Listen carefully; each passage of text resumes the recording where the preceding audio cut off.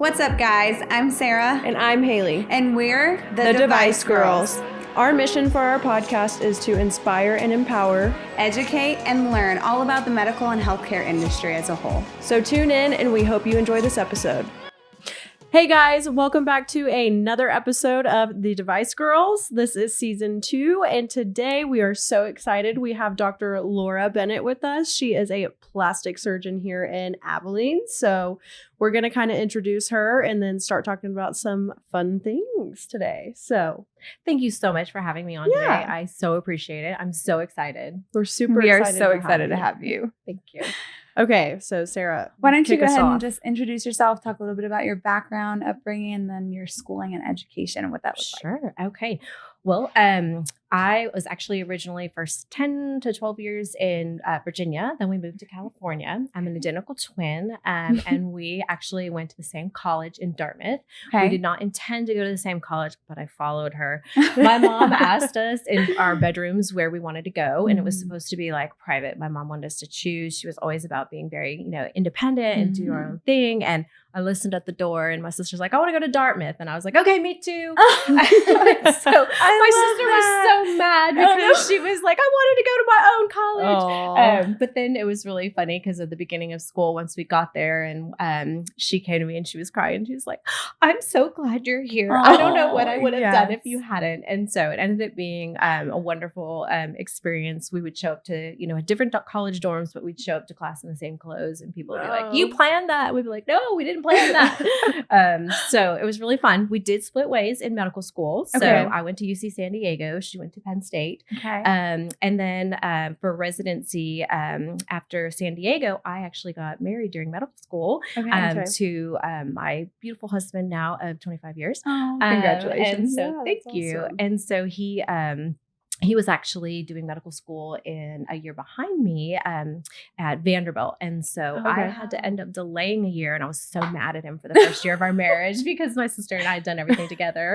But it was a total blessing because the Vanderbilt faculty adopted me and I got to do research there. And it was an incredible experience. And so I always say we transitioned to Texas through Nashville, Tennessee. So, that really helped. And if you told us that we would stay in Texas once we got here, we would have told you were crazy because, obviously here, he's from Las Vegas, Nevada. I'm from the San Francisco Bay Area at this point. And then we came and we actually came to Texas because my husband was training for the Olympics.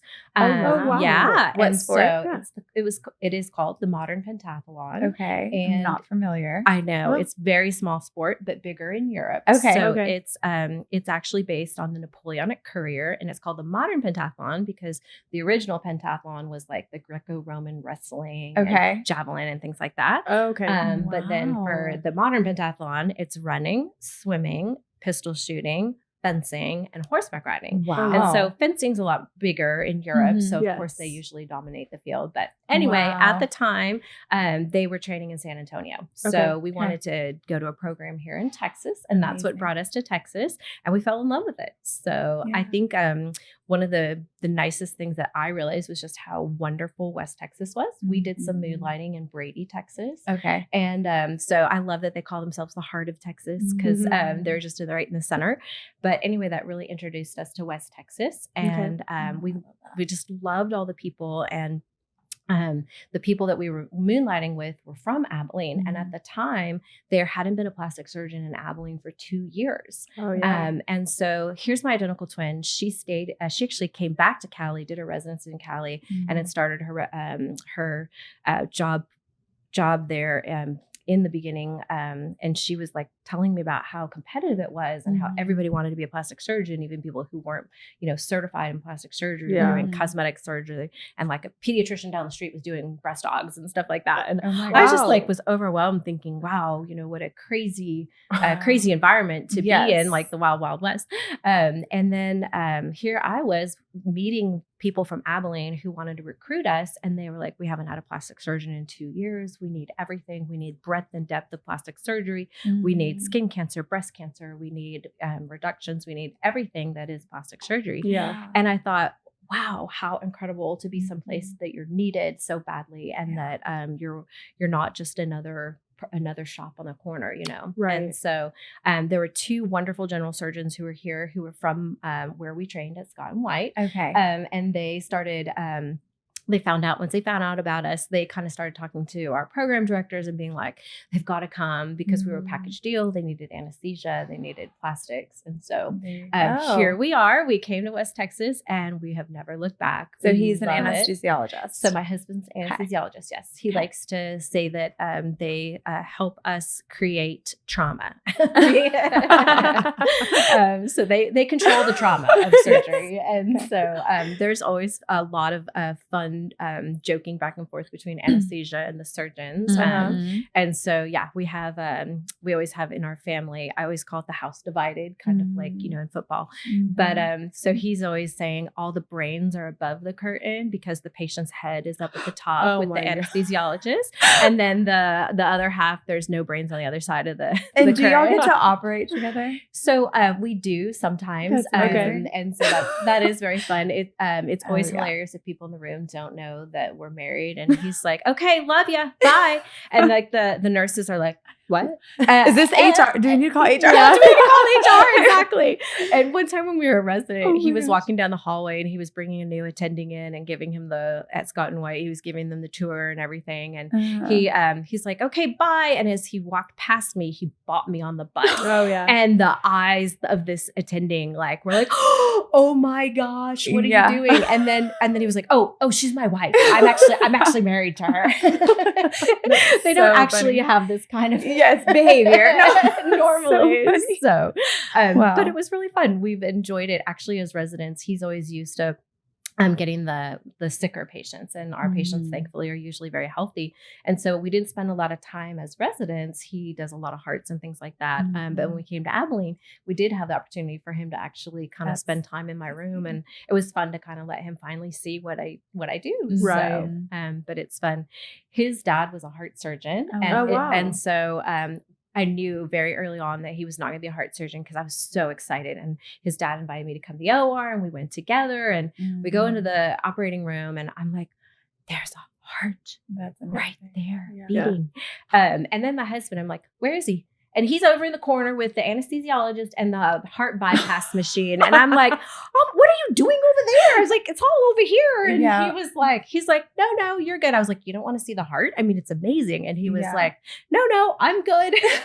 So we knew for sure that he was definitely not going to be in heart surgery or a surgeon. Okay, wait. Were any of your parents doctors or surgeons? Because both you and your sister went that I know, way. that's amazing. Okay, so again, I'm the copycat. I copied her. It was her idea to become a plastic surgeon. But how do we got in the medical pathway? My mom was a civil engineer, and she actually was the first woman to achieve her PhD in hydrology at the University of Colorado. Yes, I know. I so inspired our whole lives by her, because they're really just like in medicine and what we see with women. There had never been a woman get a PhD in hydrology at her college. So she was practicing engineering when it was male dominated. And so we had heard lots of stories about her, like working on a road on a level grade, and like they have those big trucks that spray water to keep the dust down, and like they would like hose her down because they would like, oh, I'm sorry, ma'am, we didn't see you there, like knowing that. I know. So funny stories, but yes, empowering stories to realize, you know, that we could do this. So anywho, as an engineer scientist, she felt like we were modern miracles as twins, and that we needed to be in twin studies. And so she enrolled us in medical twin studies ever since we were little babies. And so we always called ourselves the human guinea pigs because mom thought that was important. But it really did lead us to a life where for us going to the hospital was fun. The nurses and doctors who were doing the research thought, you know, they were so nice to us because they were grateful that we would volunteer. And so we were like, this is fun. We're going to the hospital. I want to be a doctor. But then my sister and I my sister took it another step, was when we were in elementary school. We both worked in the gifted and talented program, was paired with the special needs classes. And there were some kids there with some craniofacial abnormalities, cleft lip, cleft palate. And she's like, somebody repairs that. Someone, you know, fixes that. I want to fix people. I want to fix Oh, kids. That's awesome. It was awesome. And so for years, ever since 5th grade, I mean, who does that, right? Just Not my many incredible people. sister. So I knew I wanted to be a doctor, but I just like Dr. Bradshaw. I'm a big chicken. I don't like being stuck with needles. I don't like people either. poking on me. So I was like, in college, I was like, I really need to start following doctors around and figure out what I want to do, make sure this is really what I want to be. And so I had the blessing of being able to follow a plastic surgeon around. And I said to my sister the first day, I go, "This is amazing." Yeah. And she's like, "I told you so." That's And awesome. so it was great. It was a great affirmation. And I have to always remind myself, we're identical twins. We have the same genes. So of course we're going to like the same things. And Right. my mom had been, like I said earlier, just great at always reminding us, be independent, do your own thing. And I think because of that, we were able to grow together because we were never trying to like prove we were different, to prove that, that we had to follow some other pathway just to not be lumped together. There were 3 identical twins in our class in high school. Oh my gosh. And yet we were the only ones referred to as the Bennett twins. Everybody else, because like one girl cut her hair super duper short, so and the other one kept hers really, really long. And so I think that because we didn't try to be different, it kind of made people think that we were more alike. Yeah. Huh. So, Are y'all still that way? So as my mom said, if you would lose a little weight, you'd look more like your sister. Oh. So thank moms, right? Thank them for that kindness. Oh my gosh. Honesty. I'm the big boned twin. But You no, are she's not. I know. No. She's just incredibly petite. I have always been a little bit more athletic and a little bit more so like done half Ironmans and really been into all sorts of triathlon stuff. And so I think some of I try to attribute it to weren't you saying that muscle mass weighs more than fat? Right? 100%. Well, I think you look amazing. Yes. Well, see, and that's the thing is it if you didn't have an identical twin to compare yourself to, that's where you notice it. But so as we've gotten older, about that. so honestly, what looks the most different thing about us is how we talk. Okay. So my sister's always like, "You have a Texas accent," and I'm like very careful. No, I do not have a Texas accent. I don't think you do. And then you're like, "Y'all," and "honey," and "come on, y'all." Come out. Yes. I don't think you do. Okay, perfect. Thank you. I don't know. Okay, this is so like on a tangent, but sometimes I can't tell if people like, I don't think I have a Texas accent, but I know that when I go places, I most definitely sound like it. But when people are here in Texas, I can't tell if they have a Texas accent or not. That's true. Yeah. So I don't know how you can tell. I'm like, I think as you like, we don't even realize it because we're hearing ourselves. Yeah. And it's that's also what's being reflected back to us. But then you're right. Like when you go places and you then start listening to other people, we hear it. So yeah. it's So kind of funny. like, I don't know. So that's kind of the longest story of how I ended up in plastic surgery and how I ended up in Texas. I love it. That's so awesome. So when you came to Abilene, did you start private practice or did you start hospital employed? Yeah. Oh, so that's a great question. So those 2 general surgeons I was telling you about were a part of what used to be called Abilene Diagnostic Clinic. We're now West Texas Health. So we are a group of about 30 providers, 10 physicians and mid-levels. And we are independent. We're each able to have our own independent practice, but we have the benefits of being a multi-specialty group. So we are able to, so we have billing department, we have our own administration, and we have our own HR. And so they can help us both with employees, they can help us with all those benefits. Because it is very overwhelming to try to just hop from school with all of your school debt to just go straight into shelling out more money to try to set up your own practice.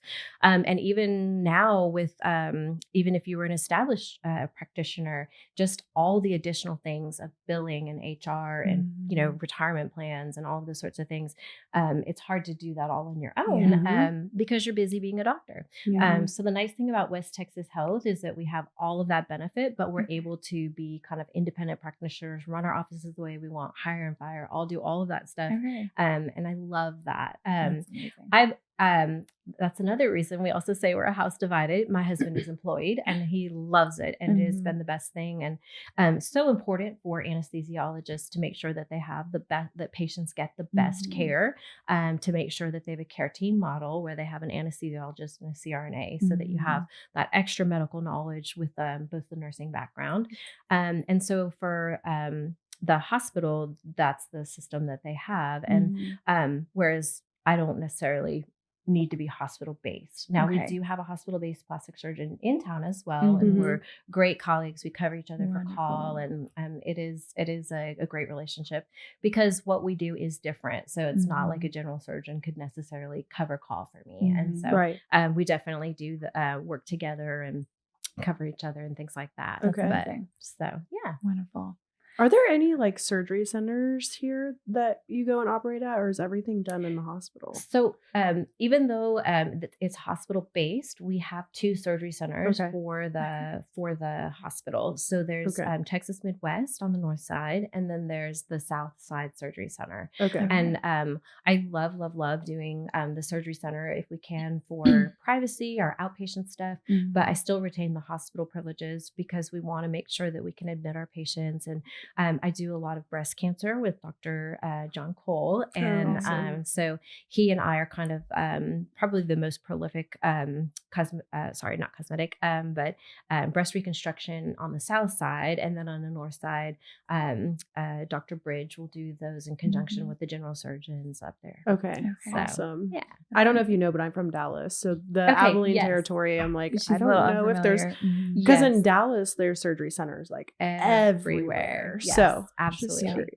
Yeah. And we do have a couple independent surgery centers, but right now we don't have any plastic surgeons working at them. Awesome. So yeah.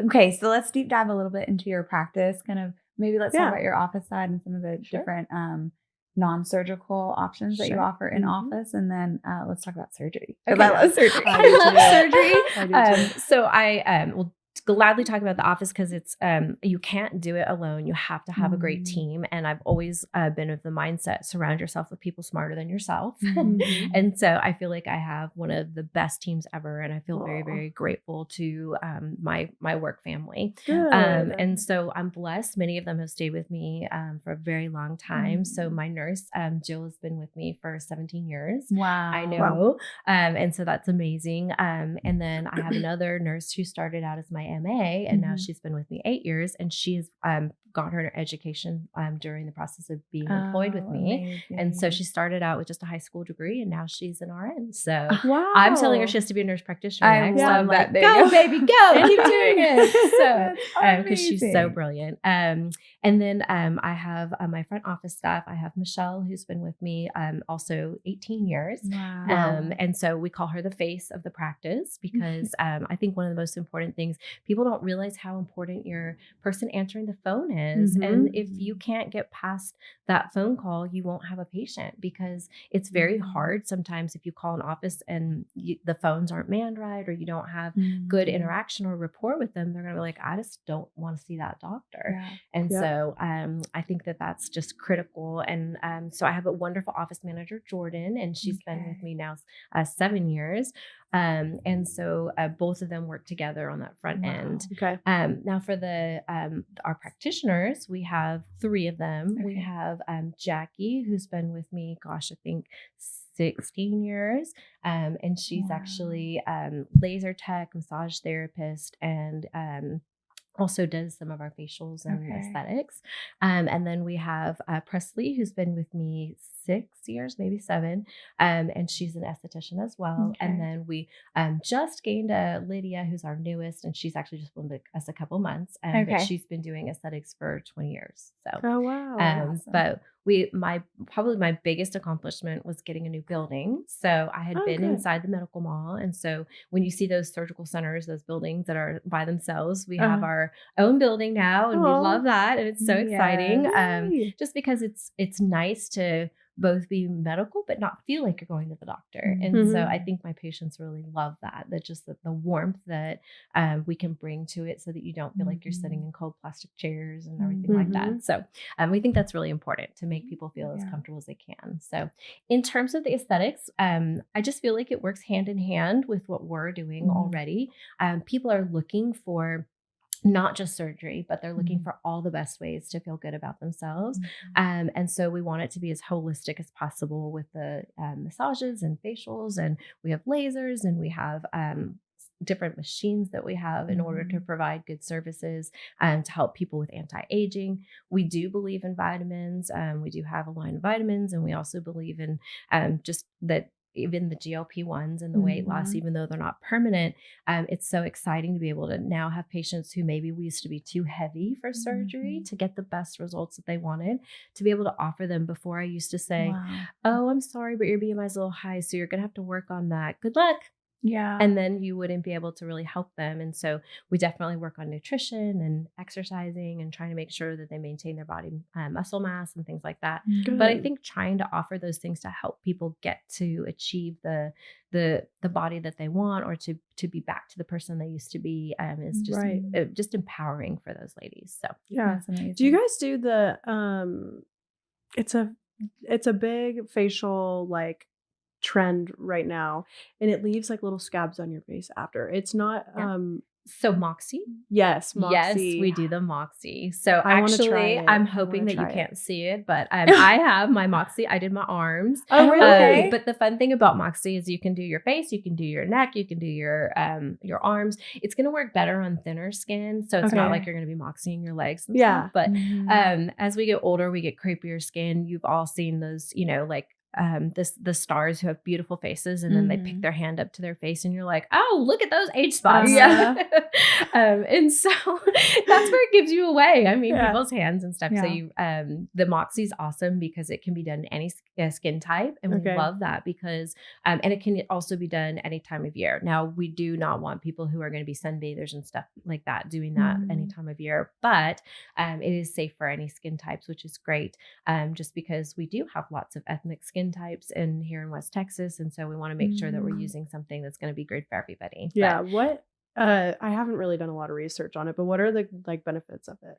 So what does it help with? It's going to be great for anti-aging. It's going to help you with collagen building. It's going to help you with the wrinkles. We like to call them age lines rather than wrinkles, euphemisms, right? But it's going to help you rebuild that collagen from the inside out, as well as kind of sloughing the superficial skin as well to lighten, brighten, rebuild your collagen, make sure that, so that you can have that best look possible. Okay. So, and it's the nice thing is because like you said, it kind of leaves those little dots of little scabs, but it's not like the downtime associated with some of your bigger, heavier duty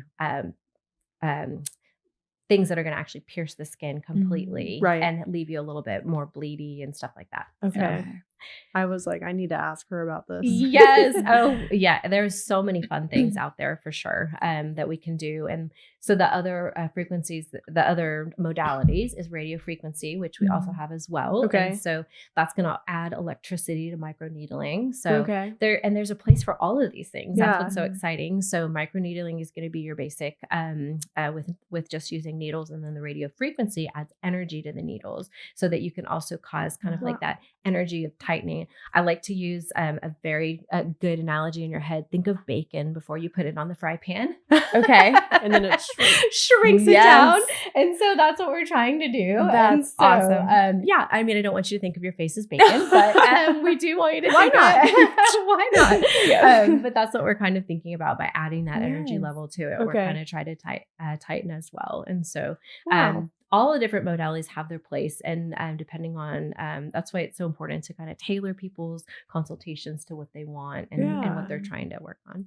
Wow. Awesome. Yeah. Okay. Sorry, so with all the personal tangent, no problem. I can't tell you how many times I've been taken into the closet. Could you just look at this really quickly? No problem. Yeah, Absolutely. So with all of the evolving technologies, how do you continue to, continue education and then incorporate new stuff into your practice? What does that look like for Absolutely. you? So just last weekend, our estheticians, I send them to the National Aesthetics. It was actually the International Congress of Aesthetics conference in Dallas. We want to try to stay on top of it. I always say I'm not going to be the first person to incorporate things, but I'm not going to be the last. Yes. Because we do want to make sure, especially I feel like as a physician, I have the responsibility of of giving and making sure that the treatments that we're doing are actually scientifically based. And so I don't necessarily want to just do something because it's a trend. What's that lard or that butter that people are putting on their face right now? Beef tallow? Beef tallow. There we go. Yeah. Okay, go for it. No problem. But I really want to see things that are scientifically supported. And so definitely going to those conferences is great, but not everything has always been well researched. So we want to make sure that they've got good, solid evidence behind them. And then for me, there's the Plastic Surgery Society, and then we have the Aesthetic Plastic Surgery Society have meetings as well. Okay. So just trying to stay on top of all of those things. Okay. But it's funny because, like, as you said, you were like, well, what about the aesthetics and the other part of my business? But so much of what I do is surgery. And so, like, when people come in and they're like, well, what about this rash? I'm like, I've got a scalpel. I can cut that out for you, but I really don't think you want me to. So, that for me, that's where the plastic surgery meetings are going to be so important, because yes, we have the aesthetics, but we also want to make sure that we're staying to state of the art surgery and that sort of thing. Okay. And then you just incorporated a new skincare line into your practice, correct?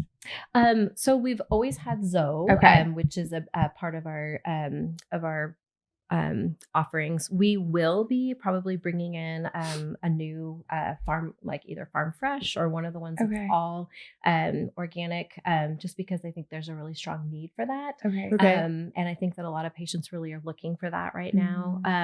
But again, looking for a scientifically based skincare line. So. And how do you complement that with some of the treatment options or non-surgical treatment options that you have? So absolutely. So for us with Zoe, we've been partners with them for years. And we like them because they are very good science and medically based, and we pair our skincare with our treatments. And so we have actual protocols that go, like, for instance, if someone has acne, we have an acne protocol, and then they're going to actually work with the esthetician to figure out what they need to do in terms of are they going to need to come in for a certain number of facials, what kind of medicine, if they might need to be on an antibiotic. We're going to also try to pair that as well with the acne products. And because everyone's skin is so different, and there's some people will respond well to different treatments. And so the key is adapting and changing, and then offering multiple modalities, making sure that you're not just stuck with, this is one program and that's all you get. Making sure you're able to substitute and analyze people's skin and figure out what they need. And then there's something that's so different between a 30-year-old and a 60-year-old in terms of what they need. So one thing doesn't apply for everyone. We want to make sure that we can adjust that for them. That's so amazing. I think that's very, very important. I do have to say that our estheticians are, so much more educated in all of that. And I love that they, like I said, surround yourself with people smarter than yourself. So I love being able to have their expertise and bring that in as well. That's amazing. That's awesome. So. Okay. So let's get into like some of your plastic surgery now. Absolutely. Well, I think plastic surgery is amazing. But I want to give a little bit of background, if it's okay with you guys, about the history of plastic surgery and also the evolution through the years of plastic surgery. Just because right nowadays, it's in the news. We have our celebrities who are proud of their plastic surgery, and so it seems like it's something that's always been accepted. And so I just think it's interesting, and I would love for people to kind of think back, though, when plastic surgery started. It was actually back in the Mediterranean. They used to cut people's noses off when they were a thief. And so I actually read something about this. Yes. Okay, keep going. And so people think plastic surgery is just like developed in the last 20 years because now we see it everywhere. But in fact, it started out with a reconstructive bend. And so that's why it's called plastics, because it's not plastics like Tupperware. It's like plastic, meaning reconstructing and recreating. And so they would actually, the very first surgeries where they would take the skin from the forearm, and they would put the flap on their nose and recreate a nose for these patients that they would not walk around with the stigma of not having a nose for the rest of their lives. So, and then sadly, but innovation required it in World War I and World War II, when we started having a lot of facial injuries. And in World War I, we lost a lot of soldiers to facial gunshot injuries because some of the classic things that we used to do, what do? We strap them to a gurney or and then we lay them flat. And if they've got blood draining back into their face, then, that's not, they're not going to survive. They're going to aspirate on their own blood. So, it was, kind of the birth of more modern plastic surgery was based on the World War II war injuries, and trying to help reconstruct them and make sure that patients could survive those injuries. I don't think people know, but in 1960, the very first kidney transplant, though, was performed by a plastic surgeon. Was it really? And so the birth of microsurgery was then created in the 1960s. Okay. And so that is a whole nother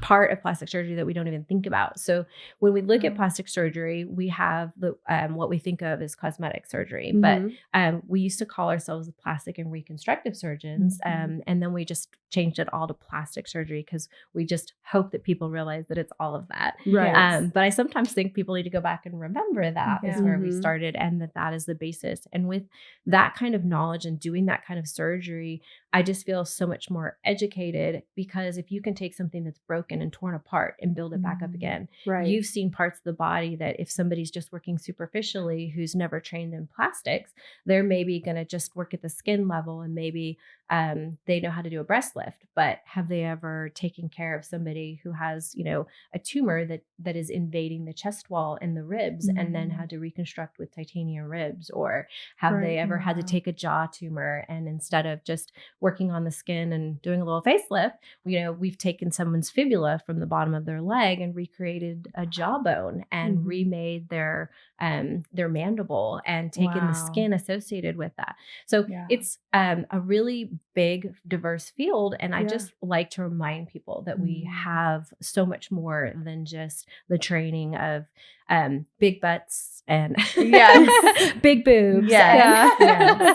And so like skin cancers, particularly on the face and things like that, with big defects, trying to fill those in, trying to help people look as close to normal as they could from before, is also a big part of plastic surgery. And breast cancer. So, we talk so much about breast cancer because it affects, 1 in 7, 1 in 8 women. And so making sure that they get to feel as whole as possible, and trying to make sure that they can have, if they want to have reconstruction, they can have it, and making sure it's accessible to all patients. So, well, that's my that's my little history lesson on plastic surgery. So, when I started plastic surgery 25 years ago, though, it was still taboo to talk about wanting to be a plastic surgeon. It was kind of just evolving into more of the cosmetics. And I had an experience where I was being consulted by a heart surgeon to come see their patient because they had a sternal wound.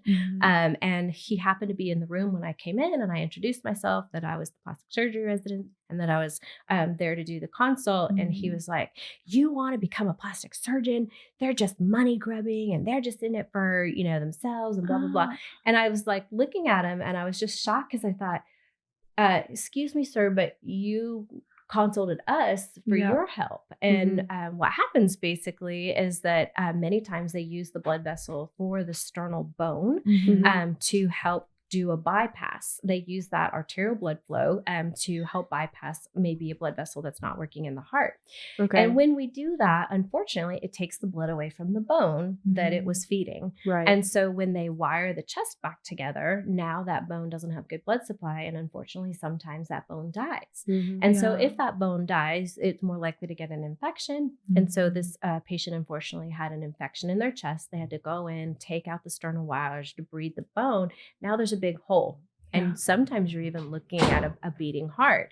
So the amazing thing about plastic surgery is I call it origami, because we're able to like move structures around and create things out of nothing. And so what you can do is you can take the pectoralis muscle from the other side, using the blood flow that's still in that internal mammary, and you flap or rotate release it from its insertion on the arm, and you fold it over and fill in the hole.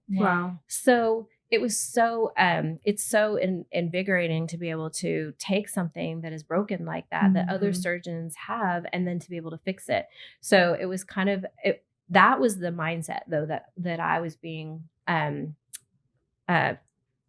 presented with from other doctors when I would say I wanted to be a plastic surgeon. And so when I was 25 years ago, I would say, I want to be a plastic and reconstructive surgeon because I wanted to try to remind them that, you know, we're not just cosmetic surgeons. We do reconstruction. We do the whole gamut of plastic surgery.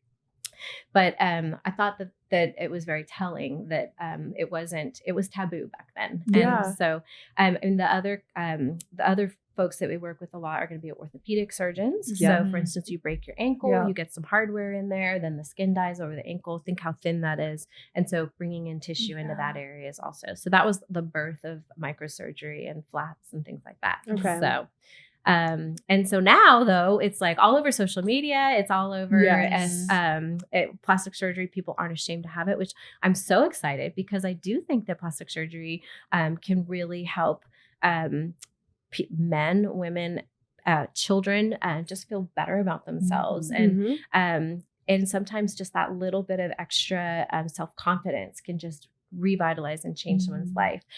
For instance, kids who have their ears come out and they have the little elephant ears. I used to babysit for a couple children who had that. I mean, is that like genetically run in your family? So it can definitely, you can definitely see. Okay. Oh, I see exactly where you got those. Okay. And then sometimes it can just be from a folding abnormality, maybe in utero or something like that, where they didn't actually fold right. And honestly, our favorite thing to do is when if a baby is born with their ears not shaped the way you want them.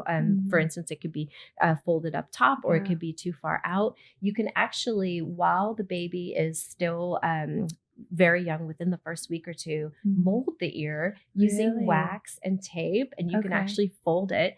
The hard part is many times they don't come to us until they're like a month or two old. And so we want to see them like immediately they should come see us because the estrogen is still in their blood from their moms, and that softens the cartilage, and the cartilage is much more likely to mold better. They even have great devices now that you can actually that are specific to for ear molding, and so they can actually do that. So, and is that like at any age, or is that still? No. So like I said, in the first couple weeks is when they still have the most estrogen, progesterone from the mama. And so they're going to be able to fold the ear back, and it's going to actually kind of get stiffer as each week that they get older. And so you're much more likely to be successful if we can do it immediately after birth. So yeah, we that's kind of neat because you're now preventing them from ever needing a surgery. What we find is most times though that kids who are going to have surgery are going to have it usually around 7 or 8 years old. Number one, because now they're starting to notice it themselves. Hey, I don't quite look like somebody else. And so that's going to be when they want to, and also in terms of developmentally, the ears have kind of maxed their size developmentally. And now we always talk about ears getting bigger the rest of your life, noses and ears, but it's really more like the earlobes. And so, but the cartilage and stuff is going to stop growing, and so that's a good time frame where we can do the otoplasties and set their ears back so that they feel more confident. But that can be so amazing for a kid just to if it's something that bothers them. And what I usually try to do is if patients or if parents talk to me, well, what should we do? Should we talk to our kids about it? Should we not talk to our kids? Don't talk to your kids about it. If your kids talk to you about it, or if you know, then talk to them about it. Because many times also we'll have people with like a birthmark, and the parents will come in and they'll be like, I want that off. And I'm like, well, do you want it off, or does the kid want it off? Because if the kid isn't even aware of it and it doesn't bother them, then as long as it's not something that's, we're worried about cancer or something like that, let the kid bring that to you. Let them become aware or concerned about it. Because it may never bother them. And if it doesn't, then, why put them through something that they might not need? Or what if they like it? What if this their little friend, Yes, exactly. We have people who name they name their moles all the time. This is Fred. I'd like to. But just in like we had a 5-year-old young man who had a unibrow. And he was getting teased in kindergarten and he did not like it. And so he and I sat down and we had a little conversation At 5. And so I asked him, so tell me what you're here for. Why do you want this done? And you understand that it is going to hurt a little bit. It's called laser hair removal, but it is going to be a little tender. Explained the whole process to him, made sure he understood it. And I said, is this something that you want to do? And he was very adamant that he wanted to do it. And he was the best little patient and he loved it. He hopped up on that bed and he did that laser hair removal and he was motivated. And when the patient is motivated, when the patient wants it, that's when I say that's when the kid's ready. Yep. So Absolutely. Let them do it. Let them be the guide. Wow. So. Oh my gosh. It's gonna make me cry. So So it's amazing. I mean, we have the ability to help so many different people. And so I think again, I guess you were asking about surgery. So with surgery, my whole goal is to help people feel better in their own bodies. And I think it's important, of course, we talk about how we have to, it all has to come from within. We have to feel we have to feel confident in ourselves and confident in who we are and love ourselves for who we are. 100%. However, I do think like our biggest patient subset are moms. And why is that? Well, because they're beautiful young women who have been athletic and active and busy, and now they've had children, and or they something in their life, maybe they've gained a little weight because they've gotten busy with work or something like that, and they are trying to do all the things right that they need to do. But particularly our moms, I mean, we've had a pregnancy, and now their bodies have changed dramatically from the person they were before, and so. I always say we love our babies, our best gifts, our most amazing angels, but that our bodies pay the price, and we see that. And so when a woman after a baby has a diastasis of their rectus muscles, a diastasis is when the two six-pack muscles, instead of sitting side by side, separate. They're never going to be able to bring that back together again because it's fascia. And so fascia is not something that repairs with sit-ups or anything like that. And so I love being able to help them and tell them, look, not only are we going to make you look better, but we're going to make you function better. You're going to be able to exercise stronger. You're going to have less back pain. You're going to be able to do those sit-ups that you can't do right now because some of them will literally try and they are like, I need to hold on to something. And so I've even had ladies who say that they feel like their bladder, they have better control of their bladder after the abdominal repair. And so I just love that. And not to knock my general surgery colleagues, they are incredible and amazing. But a lot of times when women have an umbilical hernia, it's because their rectus muscles now have a diastasis. And so instead of just repairing the umbilical hernia and putting a piece of mesh underneath there, then that's not going to, it's going to fix the problem at hand, but it doesn't fix the etiology. It doesn't fix the cause, which is the fact that they have the diastasis. So I absolutely tell our ladies, if they have an umbilical hernia, there's no need for a general surgeon. We're going to fix their umbilical hernia. We're going to get their muscles back to midline, and they're going to function better and never need the mesh because by bringing their muscles back to midline, we have now corrected the physiology defect and have made it so they can function better. That's amazing. So how do you pull the two muscles back together? What does that look like? So it's super.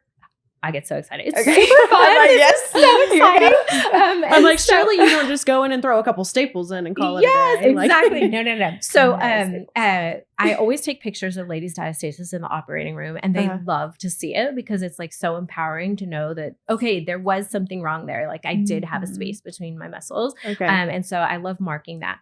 And I guess we talk about sewing the muscles together, but that's kind of the easy way to describe it. We're sewing the fascia back together. Right. And so the rectus muscle has a really good fascial covering, and we use that to help hold the stitches together. We start all the way up at the xiphoid because our rectus muscles actually come up underneath our pec muscles. They can insert up on those ribs, and a lot of people don't realize that they go that high.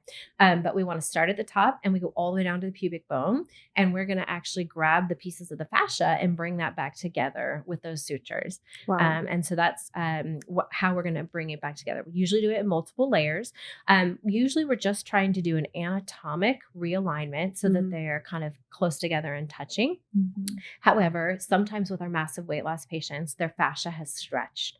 And so they've lost so much weight now, but their fascia hasn't rebounded. So sometimes we will go beyond anatomic repair, and we'll actually take further past, like on those rectus muscles, we'll actually go past the edges and actually get it inside there and roll it inwards. Wow. But yeah, so it is important to realize though that so for instance, one of the biggest things that we always have to educate patients on is we can bring you anatomically back to midline, but it's still your responsibility to work on those muscles. So we get our patients hopefully before surgery, but especially at 1 month, we start working on the internal and external obliques. Okay. Because once we bring those rectus muscles together, the internal and external obliques are thin muscles and they kind of, I think of it like a rubber band. You know, if a rubber band is kind of thickened and then you stretch it, it thins in order to stretch. And so we don't want the internal and external obliques just ballooning out on the sides. So we get them working on their internal and external obliques. You work out. I know you love this. I bet you're going through all the different exercises to strengthen your internal and external obliques right now. No,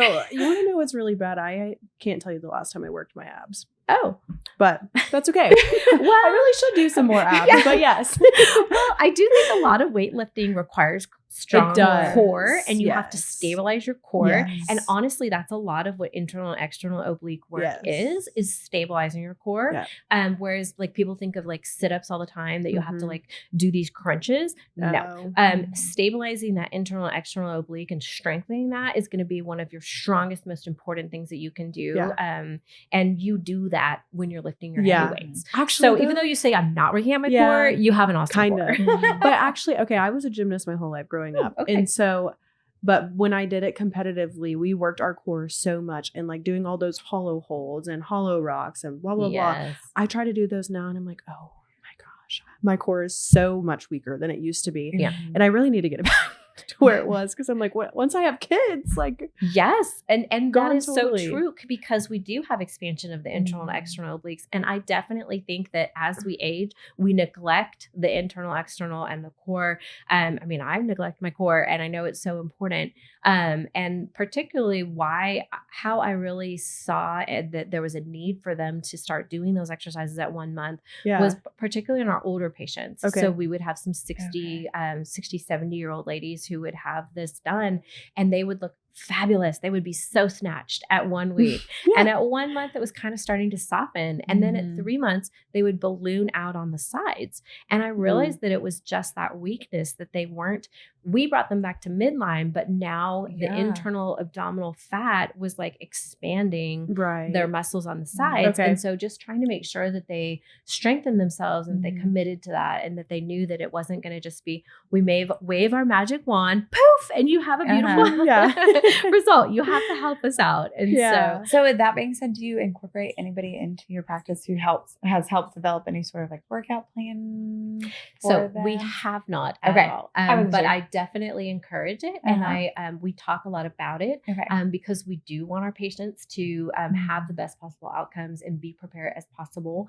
And know that it's not just a magic fix, that we are able to do a lot for loose skin, and we're going to be able to bring their muscles back together, but that of course they're going to need to help us as well.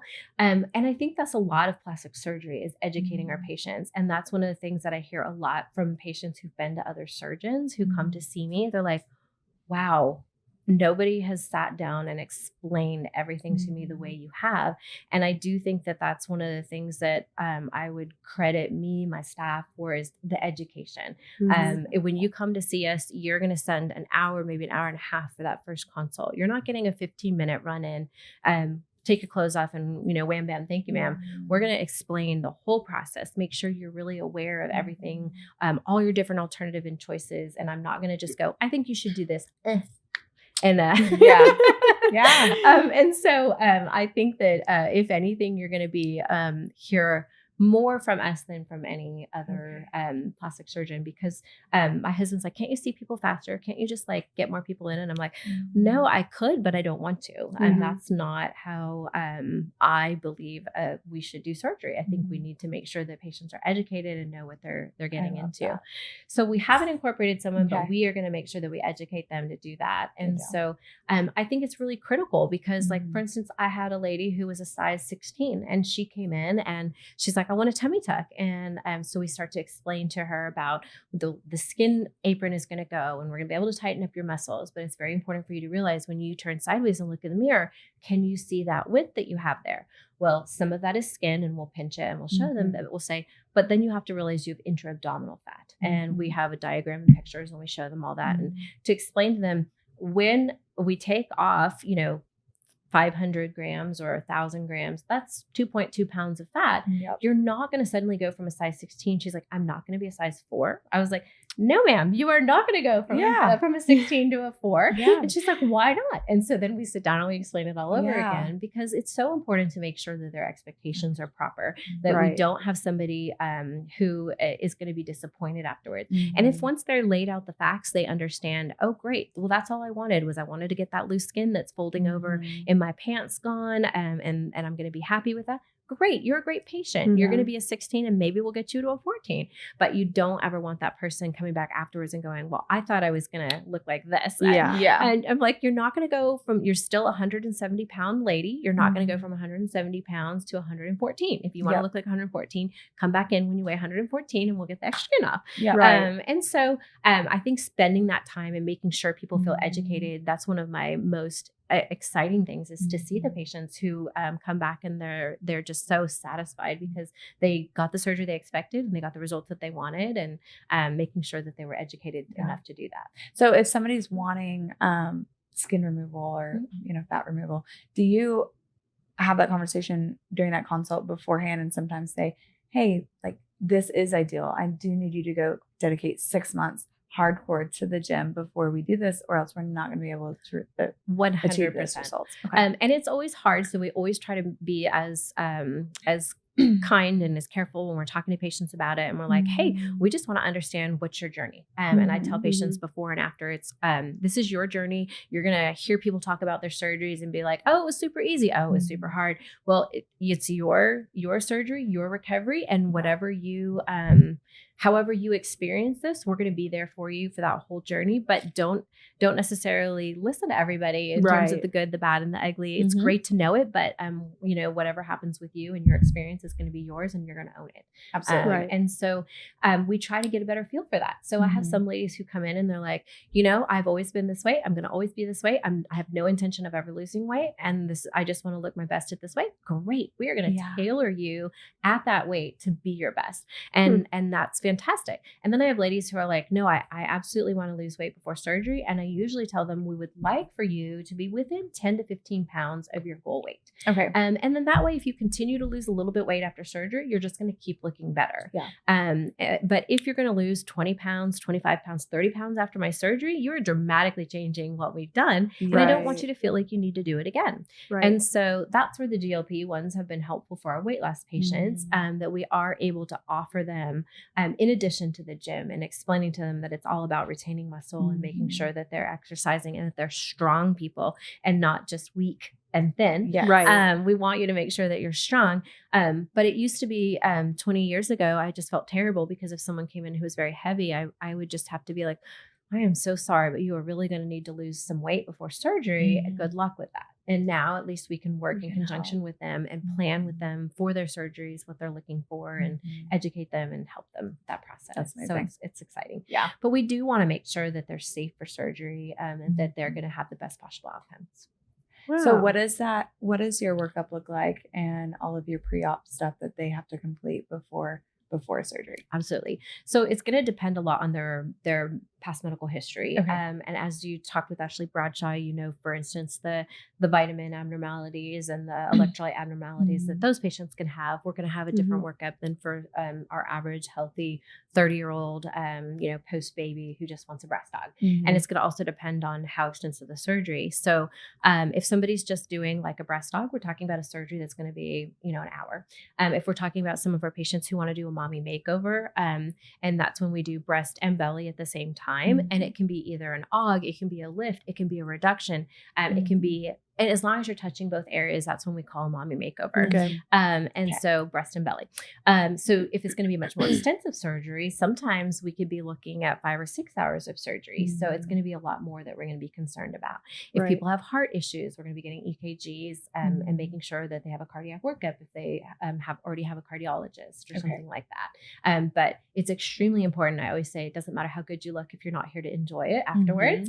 100%. So we're very medically focused in terms of making sure they've optimized their health for surgery. So, but in terms of the different options for surgery, I think people think all the time of just augmentations, but some of our happiest patients are going to be our breast reduction patients. And so, and when people like a lot of times think about, it's elective surgery. One of my favorite things is I had a young woman who came with her dad, who was a physical therapist. And he's like, I don't understand why she wants this. She's a beautiful young lady. She's my daughter. She's gorgeous. And I'm like, absolutely. She's gorgeous. But sir, I think what you need to do, I want you to go home. You're a physical therapist, right? So I want you to take a dumbbell and I want you to tie it mid-chest. And I want you to take a 2-pound weight. And I want you to carry that around with you during your daily activities for a couple hours. Once you're done with that, I want you to decide after 2 hours if you would like to remove that dumbbell from your neck. Or if you would like to keep it. This is a great exercise. Like you've seen those backpacks that they make men wear so they know that they're like what pregnant women feel. So I told him that. And of course I say that to a lot of patients, but I don't know how many people actually do it. He came back for the pre-op and he was like, I am telling all of my patients to do that. I'm telling all my men to do that. I'm telling all of these fathers out there that they need to walk around with a dumbbell, because he was like, I was ready for surgery. That's so awesome though. Because people have back problems and all kinds of other things. They really do. There's a girl, I call her my work mom, that I talk to all the time. And she was just born with it. And so she got a reduction for that reason. And like hers still look great. I'm like, I wish I had what you have. Well, and I mean, I've seen friends who they have actual indentions from, like I have a friend who she just literally has like a permanent kind of indention because of the weight. It's so heavy. And she normally would wear 2 bras, like a bra and then a sports bra for like support. Because it was so heavy. I just could not imagine. I always tell my patients who come in for breast reduction, I said, most people will after surgery say, why didn't I do this sooner? That's usually the most common comment that I get. And the other thing, if there are husbands that are concerned about it, I love when they come in so that I can make sure that they understand, like you said, when we do a breast reduction, it is not that they're going to suddenly not have breasts. Right. Yeah. We're not doing mastectomy. We're doing a breast reduction. And so I tell my patients the most common thing that you will be asked after breast reduction surgery is not, oh, did you have a breast reduction? They're going to ask you if you lost weight.